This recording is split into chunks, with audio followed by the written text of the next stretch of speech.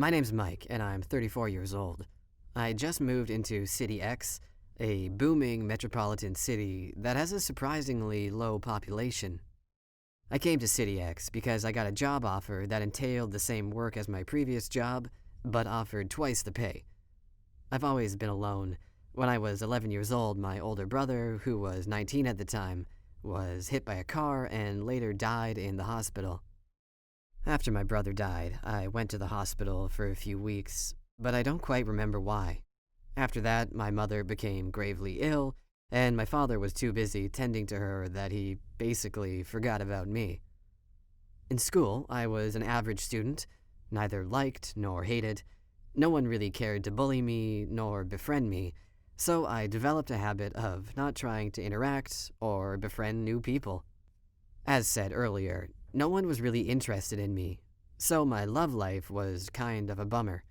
Then again, I never really tried. Back to where I am now. I live in a one-bedroom apartment 2 subway stops away from my workplace.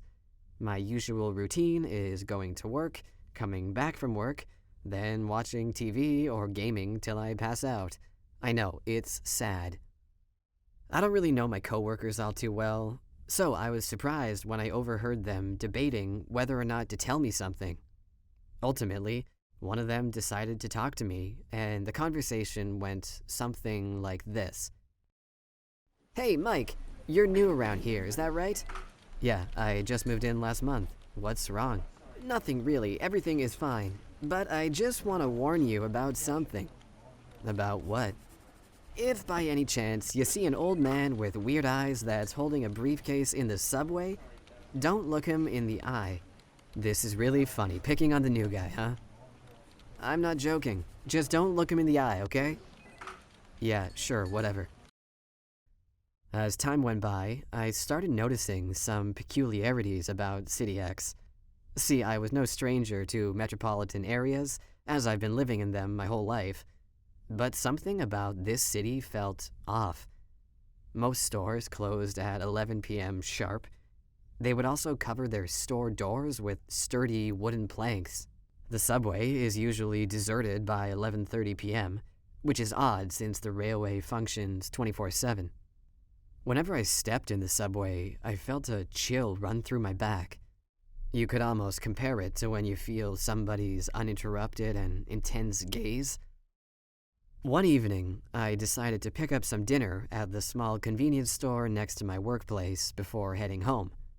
I saw the convenience store worker fixing up one of the planks they use on their doors, so I decided to crack a joke. "What's wrong? Did a monster break your plank?" "You're not from around here, are you?" "No, I'm not. How'd you know?" "'Cause the people around here don't often talk about him." "Him?" "The lemur-eyed man. We don't know much about him, but it's an unspoken rule around these parts that you don't look into his eyes." "What's a lemur, and why shouldn't we look into the man's eyes?" "If you ever see a man with eyes like these, you should never look at him. And if you do look at him, go straight to your home. Cover up all entrances and windows, ignore all the sounds, and pray to God that nothing happens." After hearing what the worker and my coworkers said, I got a little scared, but I paid it no mind. 2 days after the talk I had with the worker, my coworkers told me I should take a few days off because I looked sick, but I was fine and I didn't understand why they kept telling me that. That same day, while I was walking to the subway station, an eerie emptiness filled the streets. It felt weird, so I wanted to quickly go home and sleep. While I was sitting in the subway station, waiting for the next train, an old man holding a briefcase approached me and asked for a lighter. Although I didn't smoke, I did have 3 packs of cigarettes and a lighter on me. But as I gave it to him, I got a good look at his face. His face was blotchy and wrinkled. His eyes were identical to those of a lemur. At that moment, I remembered what I was told about this man. I panicked, hit the man, and then ran outside. I ran as fast as I could, but the red and blue flashing lights were keeping up with me. Somehow, I ran faster than the lights and made it to my apartment before they could.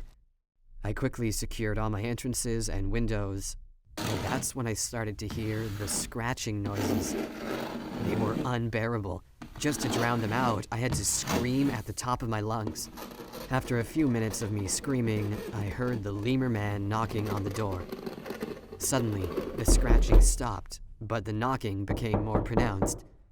I got my baseball bat and got ready to open the door.